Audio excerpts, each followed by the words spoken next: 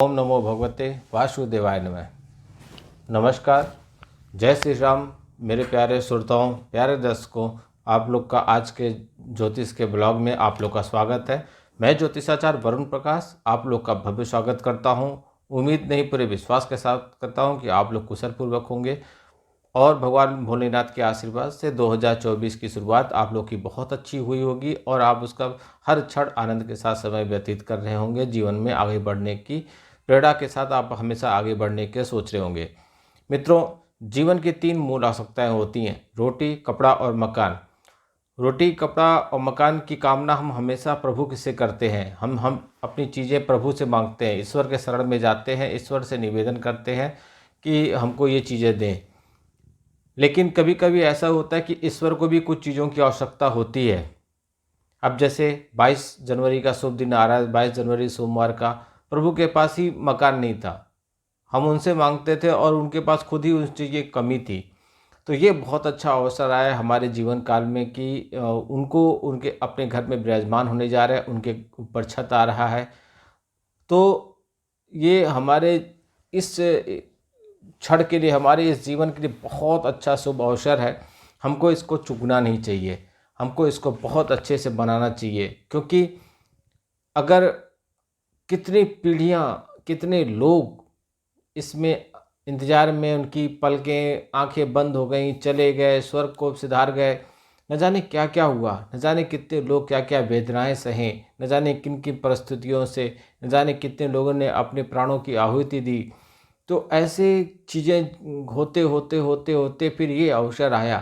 तो इस अवसर को हमको पूरा आनंद उठाना है, पूरे तरीके से मनाना है। मित्रों, कुछ तरह के सवाल ऐसे राजनीति में उठ गए हैं। मैं राजनीति के किसी तरह के सवाल जवाब नहीं देना चाहता कि मैं राजनीतिक व्यक्ति नहीं हूँ। राजनीति से हमारा कोई संबंध नहीं है। लेकिन राजनीति पे बात आई तो 2024 में लोकसभा का चुनाव है, जिसमें प्रधानमंत्री नरेंद्र मोदी और इंडी गठबंधन के लोग इसमें चुनाव लड़ेंगे। मैं 100% गारंटी के साथ आप मोटे कलम से लिख लीजिए, चाहे जैसे भी कर लीजिए, कि 2024 में प्रधानमंत्री नरेंद्र मोदी तीसरी बार प्रधानमंत्री बनेंगे। लेकिन वो कार्यकाल के 1-2 साल बाद कुछ ऐसी परिस्थिति बनेगी कि वो कुछ समय के लिए अपना पद छोड़ेंगे और वो पद किसी और को देंगे और फिर पदभार संभाल लेंगे। लेकिन 2024 में जो भी लोकसभा का चुनाव होगा, मार्च अप्रैल में होगा, उसमें प्रधानमंत्री नरेंद्र मोदी एक बार फिर से देश के प्रधानमंत्री होंगे। तो 22 जनवरी पे मैं बताऊं, रामचंद्र जी बाल लला के रूप में, बालक के रूप में 22 तारीख को मंदिर में उनके प्राण का प्रतिष्ठा होगा, जहां वो पूरे ससम्मान के साथ हमेशा रहेंगे। 22 जनवरी का दिन क्यों ही चुना गया, क्यों 22 जनवरी को ही प्राण प्रतिष्ठा का चुना गया? तो हिंदू कैलेंडर के हिसाब से 22 जनवरी को पौष मास का शुक्ल पक्ष का द्वितीया तिथि है, मृगशिरा नक्षत्र है। उस दिन योग ब्रह्म सुबह 8:47 तक रहेगा। इसके बाद इंद्र योग लगेगा। ज्योतिष के अनुसार 22 जनवरी को कर्म द्वादशी है। यह द्वादशी तिथि भगवान विष्णु को समर्पित है। कहा जाता है कि इस दिन भगवान विष्णु ने कछुए के रूप धारण किया था।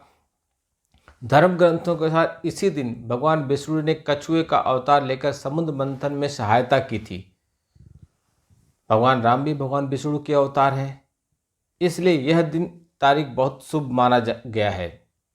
22 जनवरी को बहुत क्षण भर में, कुछ सेकंड के लिए ही सबसे मूल्यवान समय रहेगा, 84 सेकंड का।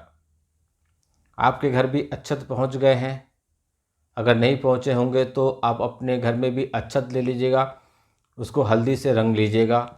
इस 84 सेकंड का जो समय है आप नोट कर लीजिए। यह 12:29 से शुरू होगा और 12:30 पे समाप्त हो जाएगा। ये जो 84 सेकंड का समय है, इस समय आप भी अपने घरों के मंदिरों में भी प्राण प्रतिष्ठा का कार्यक्रम करिएगा। आप भी अच्छत जो है भगवान लोग के ऊपर आप कीजिएगा। स्वच्छ रहिएगा, स्वच्छ कपड़े पहनिएगा और जो भी आपको पूजा पद्धति की विधि मालूम है उस विधि से कहिएगा। कोई ज़रूरी नहीं है कि आप संस्कृत में सब कुछ जानते हो, संस्कृत में मंत्रों का उच्चारण करें। आप ईश्वर से अपनी बातें हिंदी में भी कह सकते हैं। जो भी आप भाषा में कीजिए, आपका भाव सही होना चाहिए, आपका मांगने का ढंग अच्छा होना चाहिए, आपका अंदर श्रद्धा होना चाहिए। ये सब चीज़ों के साथ आप ईश्वर से कीजिए तो मिलेगा। राम आएंगे, राम आ रहे हैं। 22 जनवरी को राम आ रहे हैं, लेकिन कहाँ कहाँ राम आ रहे हैं? हर जगह राम नहीं आ रहे हैं। हर जगह प्रभु श्री राम नहीं जाएंगे। प्रभु श्री राम वहीं जाएंगे जहाँ पे एक ऐसा पुत्र हो, उस घर में जाएंगे जहाँ पे एक ऐसा पुत्र हो कि पिता के एक आदेश पे अपनी सारी खुशियाँ छोड़ के वन में जा सकता हो। एक ऐसा भाई हो जो भाई भाई में टकरार न हो। कलयुग में तो ये संभव ही नहीं है, लेकिन भी है, ऐसे बहुत उदाहरण भी आज भी हैं। एक ऐसा भाई हो जो भाई भाई के टकरार में न करता हो, अपने सब कुछ त्याग करके अपने भाई की सेवा के लिए भाई के साथ हो, जमीन जायदाद का कोई लोभ लाया न हो। एक ऐसा भाई हो जिसको सब कुछ मिलते हुए भी त्याग कर दे क्योंकि वो दूसरे का हक मार रहा हो। एक ऐसा पुत्र हो जो अपनी माँ की इच्छाएं, माँ के दिए हुए वचन को पूरा करने के लिए कुछ भी कर सके। ऐसे कर्म में जहाँ सुमति तहाँ संपत्ति नाना, जहाँ विपत्ति तहाँ कुमति निदाना। मतलब तो समझ ही गए होंगे। जहाँ सुमति रहेगा, जहाँ वहाँ पे राम आएंगे। जिन घरों में अत्याचार, लड़ाई झगड़े, हमेशा वाद विवाद, तो वहाँ पे नहीं आएंगे राम। आपको भी राम के पास जाना है। राम चाहे आपके पास आए तो आप अपने आप को कुछ अंश तो सही मर्यादा का लाइए, अपने अंदर भी इन चीज़ों को कीजिए, अपने जीवन में इन चीज़ों को लागू कीजिए। कोशिश कीजिए कि आप भी कुछ उसमें से चीज़ें हैं जो आप अच्छे से निभा सकें, फिर देखिए राम आएंगे। पाने की इच्छा सबको है, करने की इच्छा किसी को नहीं है। हर कोई पाना चाहता है। मेरे पास जो लोग भी आते हैं उनकी तरह तरह की समस्याएं होती हैं। बहुत ऐसे लोग होते हैं जो 90% मैं बोलूँ तो उपाय जो उनको बताए जाते हैं वो करते ही नहीं हैं, या उसमें कुछ त्रुटि करते हैं जिसके वजह से उनको मनोवांछित फल नहीं मिलता। फिर वो कहते हैं कि हमको ज्योतिषी ने अच्छा नहीं बताया, हमको ठग लिया, हमारा समय व्यर्थ गया, हमारा धन व्यर्थ गया। अरे ईश्वर पर भरोसा रखिए। ज्योतिष एक माध्यम है आपको आगाह करने का, आपको आपकी चीज़ें बताने का, आपके होने वाली आपके भविष्य में घटनाओं के बारे में आगाह करने का, आपको चुनौती देने का। लेकिन आप जब नहीं करेंगे ढंग से तो कैसे होगा? इसलिए 22 जनवरी के शुभ अवसर पे यह संकल्प आप जरूर लीजिएगा कि हम राम के जीवन से 100% तो चीज़ें हम नहीं कर सकते, लेकिन जो भी हम 1%, 2%, 10% जितना भी संभव है उनके जीवन से अच्छी चीज़ें लेंगे और अपने जीवन में उसको चरितार्थ करेंगे और उसके हिसाब से हम आगे जीवन जीने की कोशिश करेंगे। तब फिर राम आएंगे आपके घर पे। इस 84 सेकंड का जो बहुमूल्य बहुत बेशकीमती समय है उसको आप भी अपने घरों के मंदिरों में प्राण प्रतिष्ठा कीजिएगा। अगर आप मूर्ति रखे हैं, फोटो रखे हैं तो ज़रूरत नहीं है, लेकिन अगर आप मूर्ति रखे हैं तो, क्योंकि फोटो में प्राण प्रतिष्ठा नहीं की जाती है, मूर्तियों में की जाती है। मूर्ति रखे हैं तो शाम का समय आए तो दीपक जरूर जलाइएगा।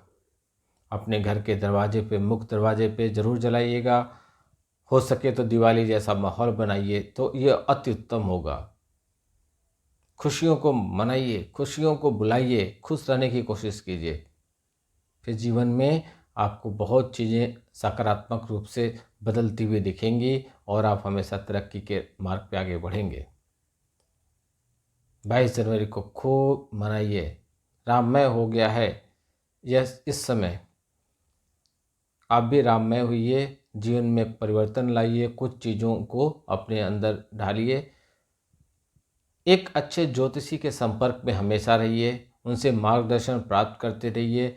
कुछ भी अनुचित समय पे अनुचित ढंग से मत कीजिए। हमेशा ज्ञान लीजिए, सलाह लीजिए और उसके माध्यम से अपने जीवन में परिवर्तन लाइए तो अच्छा रहेगा। कुंडली का विश्लेषण कराना बहुत आवश्यक होता है कि कुंडली आपकी चीज़ों को समय समय पे आपको बताती रहती है। किसी भी तरीके की कोई भी समस्या हो, रत्न से संबंधित, मणि से संबंधित, रुद्राक्ष से संबंधित, प्रॉपर्टी से संबंधित, भाई बहन से संबंधित, प्यार से संबंधित, परिवार से संबंधित, नौकरी से संबंधित, व्यापार से संबंधित, धन से संबंधित, कोई भी तरह किसी भी तरीके की समस्या आपको लग रहा है, हमारे कार्यालय के दिए हुए व्हाट्सएप नंबर पर संपर्क कीजिए।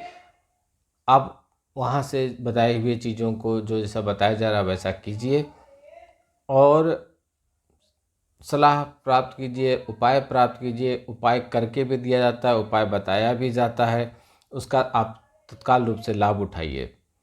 अगर आप हमसे व्यक्तिगत रूप से मिलना चाहते हैं तो उसी व्हाट्सएप नंबर पे आप संपर्क कीजिए, आपको जैसा बताया जाएगा वैसा पालन कीजिए, फिर आप हमसे व्यक्तिगत रूप से मिल सकते हैं। महीने में हमारा पूना, इंदौर, नागपुर, पटना, रांची, देहरादून, दिल्ली, नोएडा इन जगहों पे भी आना जाना रहता है। अगर आप संपर्क करेंगे उन जगहों से आप हैं तो आप वहाँ पे हमसे भी मिल सकते हैं, कुंडली का विश्लेषण करा सकते हैं। जय श्री राम, नमस्कार।